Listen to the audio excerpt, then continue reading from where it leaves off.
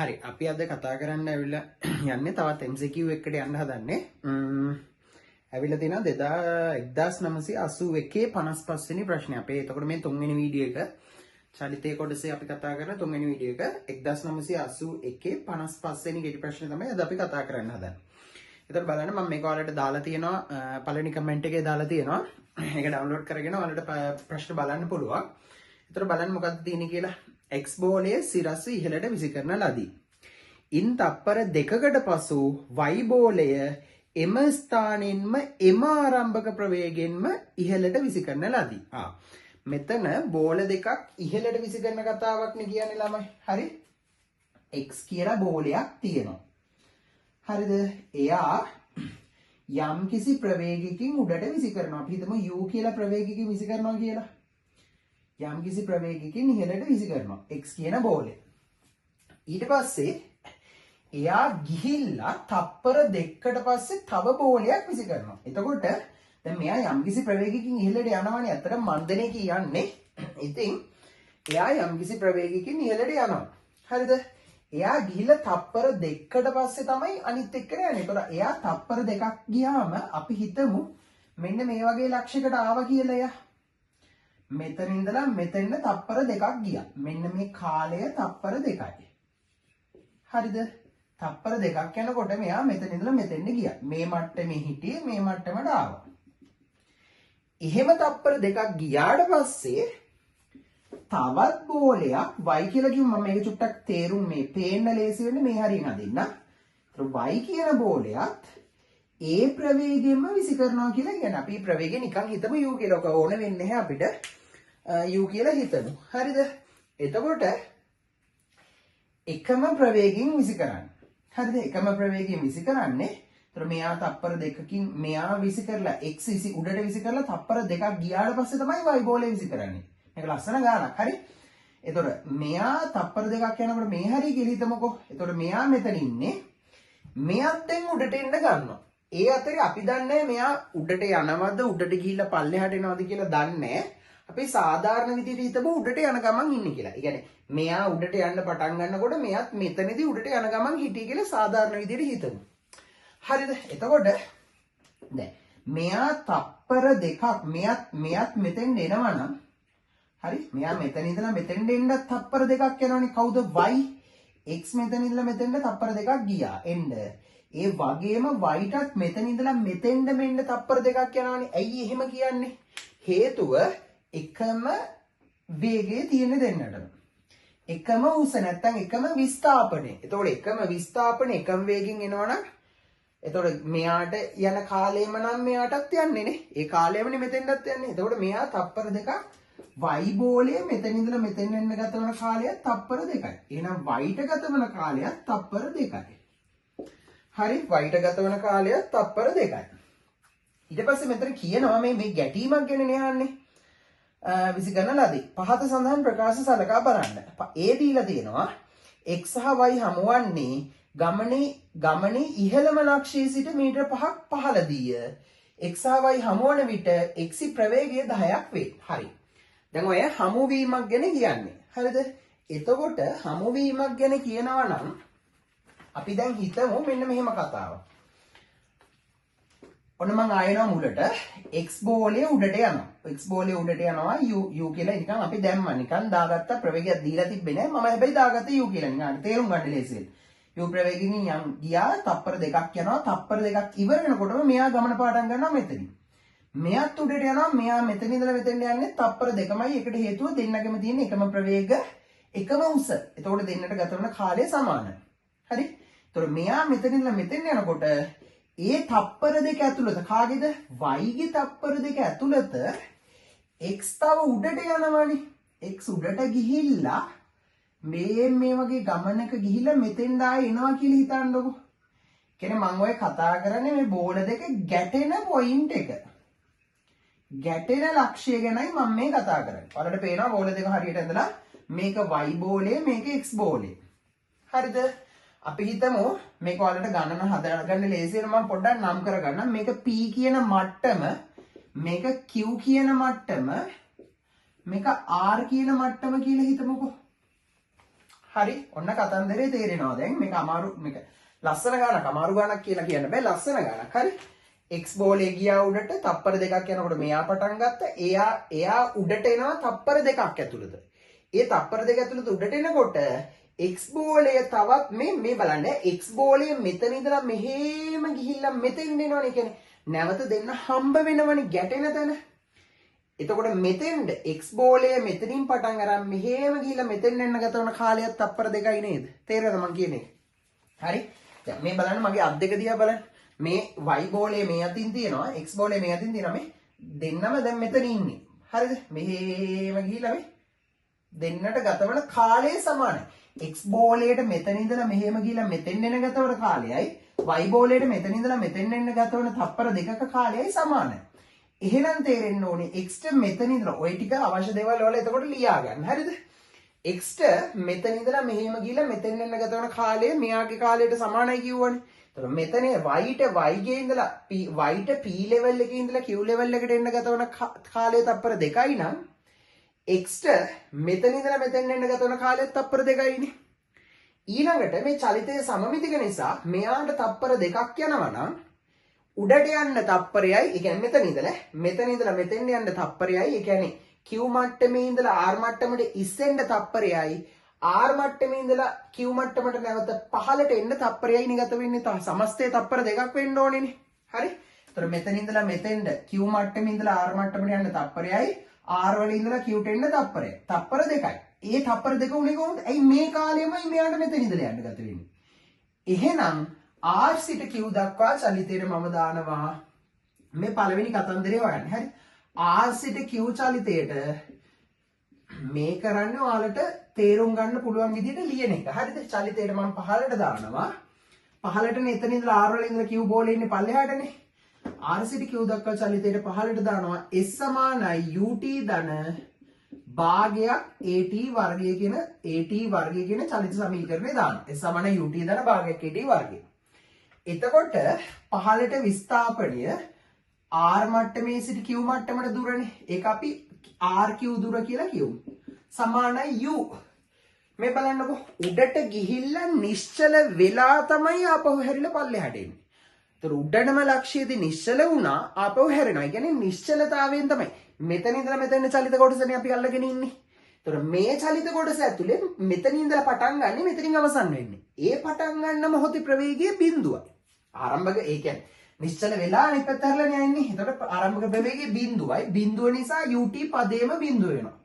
ධන භාගයයි ත්වරණය කීයද? පහළට එන්නේ. පහළට තමයි g තියෙන්නේ 10යි. වරක් t කාලය මෙතන ඉඳලා මෙතෙන් එන්න ගතවන කාලය තප්පර 1යි. ඒක මම කියලා දුන්නා. උඩට යන්න තප්පරේ පහළට එන්න තප්පරේ නේ එකේ වර්ගය. ත්‍රෝක සුළු කරාම RQ දුර RQ වෙනවා එකේ වර්ගය 1යි 1 10 10 10 දෙකෙන් බෙදුනොත් 5යි මීටර. ඒක හරිනේ. එයාලා කියන්නේ මීටර 5ක් කියලානේ කියන්නේ. එතකොට ඒක හරි. මීටර 5ක් කියන කතන්දරේ හරි. හරිද? එහෙනම් ඒ හරි. සිම්පල් ඒ හරි. සිම්පල් ඒ හරි. ඊළඟ මොකද්ද කියන්නේ? බලමු අපි ඊළඟට මොකද්ද කියන්නේ කියලා. ඔතන මේ වේගය ගැන නේද මොකද්ද කියන්නේ? එහෙම කතාවක් තමයි කියන්නේ. එයාලා දෙවෙනියට කියනවා B කොටසේ සිම්පල් ඒ නෙමෙයි capital A. Sorry. Capital A හරි. එතකොට A කොටස හරි. ඊට පස්සේ B කියනවා x හා y හමු වන විට x ප්‍රවේගය 10ක් වෙයි. x හා y හම්බ වෙනකොට මෙන්න මේ දෙන්න හම්බ වෙනකොට මේ දෙන්න ගැටෙනකොට x ප්‍රවේගය 10ක් වෙයි කියලා කියන්නේ. ඉතින් අපි හොයමු ඒක. හරිනේ. ඒතර අර චලිතේටම දාන්න QR චලිතේටම දාන්න දෙවෙනි කොටස මම මේ හදන්නේ R සිට Q දක්වා චලිතයට දානවා. මෙන්න මේ චලිතයට පහළට දානවා v සමානයි u ධන et. ඕක දාලා අපි හොයමු. මොකද්ද? v අවසාන ප්‍රවේගය කොයි චලිතයේද? r වල ඉඳලා q ට. RQ R මට්ටමේ සිට q මට්ටම දක්වා පහළට මෙතන ඉඳලා මෙතෙන්න පහළට දානවා v සමානයි u ධන et. v කියන්නේ මෙතනදී ප්‍රවේගය. මෙතන ඉඳලා මෙතෙන්නනේ අවසන් වෙන තැන. ඒතර මෙයා අවසන් වෙන තැන ප්‍රවේගය පහළට v කියලා හිතමු මෙයාගේ. ආන්ගේ ප්‍රවේගය තමයි අහන්නේ. ඒතර v හොයන්න තියෙන්නේ u දන්නවා ඉස්සෙල්ලත් බිඳුව වුණා. ත්වරණය 10යි කාලය තත්පර 1යි. එතකොට අපිට එනවා එලකිරි 10යි ms ඍණ 1 කියලා එනවා. ඒක පට්ට ගානක්. හරිද? මේක B කියලා කියන්න පුළුවන්. B කියන කොටසට උත්තරේ හරි එහෙනම්. එයාලා කියන්නේ 10යි කියලා. එතකොට ඒකත් හරි. එහෙනම් දැනට A හරි B හරි. හරිද? ඊට පස්සේ C කොටසට යන කලින් අපි චුට්ටක් උත්තර දිහා බලමු. මොකද කියන්නේ? සත්‍ය වන්නේ A හා B පමණි. එහෙම එක්කුත් තියෙනවා. මේකේ තුනම හරි කියලාත් තියෙනවා. තුනම වැරදි කියලාත් තියෙනවා. ඒතර ඒව නම් වෙන්නේ නැහැ කියලා පැහැදිලිනේ. අපිට දැනට නිකන් අර මේක ඕනේ නැහැ එහෙමවත් බලන්න ඕනේ නැහැ. අපි C කොටස තීරණය කරාට පස්සේ උත්තරේ එනවා. හරිද? එහෙමවත් නැතුව මම නිකන් කියන්නම්. මේක දැනට අපිට උත්තරයක් විදියට පළවෙනි එක A හා B පමණි කියන එක ගන්න පුළුවන්. හතරවෙනි එක ගන්න පුළුවන් සියල්ල සත්‍ය වේ කියලා. අනිත් ටික ප්‍රතික්ෂේප කරලා දාන්න පුළුවන් නේ. මොකද අපි දන්නවා B අනිවාර්යෙන් හරි. එතකොට ඒක නිසා තුන්වෙනි උත්තරේ වෙන්නත් බෑ. A හරි නිසා දෙවෙනි උත්තරේ වෙන්නත් බෑ. AB දෙන්නම හරි නිසා පස්වෙනි උත්තරේ වෙන්නත් බෑ. එහෙම තෝරන්නත් පුළුවන්. හැබැයි ඔගේ අනිවාර්යෙන් C බලන්නත් වෙනවා. හරි. ඊළඟට C වල කියන්නේ තමයි බෝල විදීම් දෙක අතර කාලාන්තරය කුමක් වුවද හමුවන අවස්ථාවේදී වේග සමාන වේ. මෙන්න මේ තප්පර 2යි කියලා දැන්. තප්පර 2කින් උඩට යවුවේ. තප්පර 2කින් උඩට යවුවට ඒ තප්පර 2නේ කාලාන්තරය. තප්පර 2ක් නැතුව ඔක තප්පර 10ක් තියලා යවන්නත් පුළුවන් නේ. ආන් එහෙම දෙකක් නෙමෙයි තප්පර 10 නෙමෙයි තප්පර 5 නෙමෙයි කීයේ වුණත් එයාලා හම්බ වෙන වෙලාවේ දෙන්නගේ වේග සමානයි කියලා තමයි කියන්නේ. වේග ප්‍රවේග නෙමෙයි වේග. හරිද? එතකොට අපි දන්නවා ළමයි දැන් මේක දෙන්නේ පැත්තක දාන්නකො එක්කෙනෙක් ගන්නකො එක්කෙනෙක්ගේ චලිතය ගත්තොත් සිරස් චලිතයේදී යම් කිසි ලක්ෂයක් පහු කරගෙන යනකොට අපි හිතමු මේ Q level එක කියලා. Q level එක මේ X බෝලය ගැන විතරයි මම මේ කතා කරන්නේ Y බෝලය ගැන නෙවෙයි. පොඩ්ඩකට අපි Y අමතක කරමු. X බෝලය Q පහු කරගෙන යනකොට මේ Q ගෙන් යනකොට තියෙන ප්‍රවේගමයි ආය Q හරහා එනකොටත් තියෙන්නේ. කියන්නේ එකම මට්ටමේදී සිරස් චලිතයක ප්‍රවේග සමානයිනේ. හරි. මේ බෝලේ X උඩට යනකොට Q වලදී උඩට තියෙන ප්‍රවේගයමයි Q වලදී පහළටත් තියෙන්නේ. හැබැයි මෙතන XY කියලා දෙන්නේ කුණාට දැන් එන්න දෙන්නට.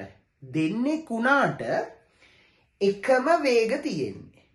එකම දැන් කාලාන්තරේ නම් ප්‍රශ්නයක් නැහැ කියලා කියනවනේ. එකම වේගනේ තියෙන්නේ. එතකොට එකම වේග තියෙන නිසා දෙන්නගෙම තියෙන එකම චලිතයක්නේ. එකම වේග තියෙන නිසා දෙන්නගෙම තියෙන එකම චලිතයක්. එතකොට දෙන්නගෙම මොකද වෙන්නේ? එකම චලිතයක් නිසා එකම මට්ටමේදී ප්‍රවේග මොකද වෙන්න ඕනේ? සමාන. sorry ප්‍රවේග නෙමෙයි වේගය. ඒ කියන්නේ ප්‍රවේගවල විශාලත්ව සමාන වෙනවා. ඒ කියන්නේ දෙන්නම දැන් මෙන්න මේ ලක්ෂයට ආවොත් එක්කෙනෙක් පහළට එනවා එක්කෙනෙක් ඉහළට යනවා. හැබැයි දෙන්නටම දුන්නේ එකම ප්‍රවේගයක්. එකම ප්‍රවේගයක් තියෙන නිසා එකම ලක්ෂයේදී දෙන්නගෙම ප්‍රවේග සමාන. හරි ප්‍රවේග කියලා අදහස් කරන්නේ මම ප්‍රවේගවල විශාලත්වය. දිශාව සමාන නෑ හැබැයි ඔයාලට තේරෙන්න ඕනේ. හරිද මම ආයෙ තව චුට්ටක් තේරෙන්න කියන්නම්. X බෝලය ගන්නකො. X බෝලේ Q කියන මට්ටමේදී උඩට තියෙන ප්‍රවේගය v1 නම් Q කියන මට්ටමේදී X බෝලේ පහළට එන වෙලාවෙදිත් ප්‍රවේගය v1ම තමයි පහළට තියෙන්නේ. මේ අපි හොයපු ප්‍රවේගය 10යි කියලා ආන් එක ගැන මම කියන්නේ. හරිද? ඊළඟට y බෝලේ ඉහළ යන ගමන්නේ තියෙන්නේ. එයාටත් තියෙන්නේ v1ම තමයි. නැත්තම් 10ම තමයි. ආනේ ප්‍රවේගවල විශාලත්ව සමාන. හැබැයි දිශා සමාන නැහැ. මේ බලන්න.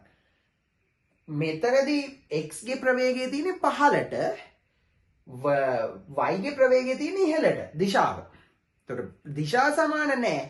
විශාලත්ව විතරක් සමානයි. ඒ කියන්නේ මේකේ ප්‍රවේග නෙමෙයි සමාන වෙලා තියෙන්නේ වේග සමාන වෙලා තියෙන්නේ නේ. ප්‍රවේග සමාන වෙන්නේ නැහැ. වේග සමාන වෙන්නේ. හරි ඒ නිසා ඒක හරිනේ. C කොටස හරි. මෙතන කියන්නේ වේග සමානයි කියලානේ. ඒතර ඔයාලට ඕන පොඩි පැහැදිලි කිරීමක් ලියා ගන්න මම ඒකට පොඩි මේ විවරණයක් දාලා තියෙනවා. මෙහෙම ලියන්න ඕන. එකම මට්ටමේ ප්‍රවේග සමාන වේ. මේ සිරස් චලිතයකදී සිරස් චලිතයේ වේවා හරි. ඔක අපි ප්‍රක්ෂිප්තවල දැක් කතා කරනවා. සිරස් චලිතයකදී එකම මට්ටමේ වේග සමානයි. එකම මට්ටමේ වේග සමානයි. එකම මට්ටමේ වේග සමාන වේ.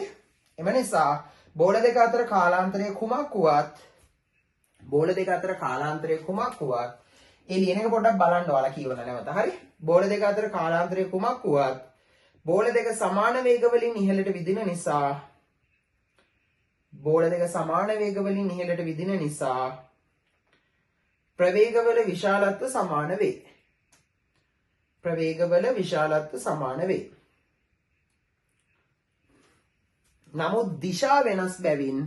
නමුත් දිශා වෙනස් බැවින් ඒ කියන්නේ ඉහළටයි පහළටයි නේද මේ x පහළට තියෙනවා මේ හම්බ වෙන වෙලාව x පහළට තියෙනවා y ඉහළට තියෙනවා. දිශා වෙනස් බැවින් වරහන් ඇතුලේ ඉහළට හා පහළට වරහන් වහල ප්‍රවේග වෙනස් වේ. හරි. එතකොට ප්‍රවේග වෙනස් හැබැයි වේග සමානයි. වේගයට බලපාන්නේ දිශාව නෙවෙයිනේ මේ විශාලත්වය විතරයිනේ. විශාලත්වය සමානයි. හරිද? අපිට ඕන ඒක හොයන්නත් සමහරට පුළුවන් මේ. මං හෙව්වේ නැහැ. හොයන්න පුළුවන් මේ. හරි? එතකොට ඒ නිසා ඔකේ c හරි. එහෙනම් ඒත් හරි, බීත් හරි, සීත් හරි, තුනම හරි කියන්නේ ඔකේ උත්තරේ. එතකොට 4 වෙනි එක. පිළිතුර 4. 1981 නේ. 1981 55 වෙනි MCQ එක. එතකොට ඔකත් අපි ඉවරයි ඔය විදිහට. ඔයාලා එතකොට මේක හොඳට බලන්න බලලා අයිඩියා එකක් ගන්න. මේ පරණ ප්‍රශ්න පත්‍රය එහෙම ගණන් අපි කරමු. හරි? එහෙනම් ඒ වීඩියෝ එකත් ඉවරයි අපි තව වීඩියෝ එකකින් හම්බෙමු.